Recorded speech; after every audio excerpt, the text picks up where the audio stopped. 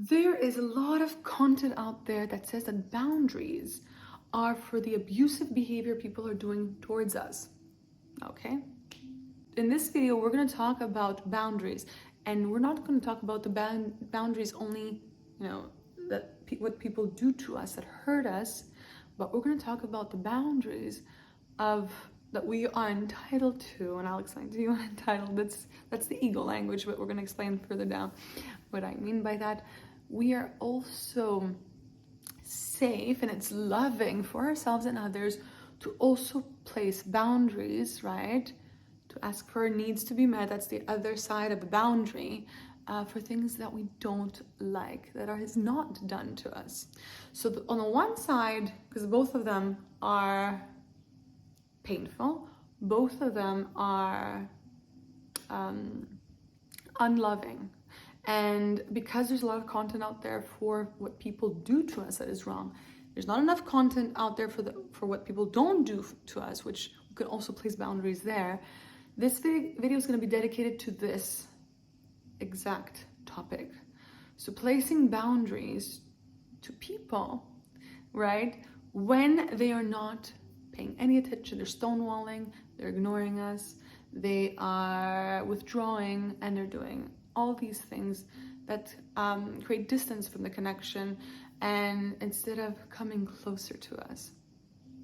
Now, I just want to create a small parenthesis here and introduce myself. My name is Maro, and I'm the founder of Awakening Games, and I'm creating a course at the moment that I will be posting in the description box very soon, which is about boundaries and fulfilling our needs. And we go actually through meditation and through a game that I've created. It's my method. So we play a game with ourselves, and we are actually shifting our subconscious the more we play. And what we will be doing together is we're going to be going into those limiting beliefs, blockages, through embodiment work, healing the inner child, and also shifting and creating quantum shifts by going into the narrative, feeling it on the body level, and shifting this game around. So please stay tuned. And sorry, I have to drink some water. I don't want to stop the video. Okay, so it's going to be a very interesting course, which I call Game Shop, because I'll be taking you by the hand, and we will be going to your deepest fears together and shifting them. So fear, when we are in a survival mindset, is an excuse to stay condensed and experience an unfulfilled life, live an unfulfilled life, and get stuck there. When we shift from survival to growth mindset, fear now becomes our guide to exponential expansion. And this is what I want you to experience through this game, through this course. So if you find that this content resonates with you, please subscribe, like, comment, and share. And do reach out to me on social media. Let me know what it is you like, what is it you don't like, your preferences, right? If you need different kind of videos or courses, I'm more than happy to create content that is valuable for you. So boundaries. So there's a lot of talk about boundaries when people are doing, so that it's an expression of, creating pain to us. So when somebody is abusive, or they badmouth us, or they swear at us, how to say no. But how about when people are not speaking to us, they're ignoring us, they're dismissing us? What is it that we do then? There's not a lot of content on that, I believe, or, if you do find content, please share with me. I'm interested to see what other people are talking about. So, so the trauma and the suffering, like the Buddha says, is not only,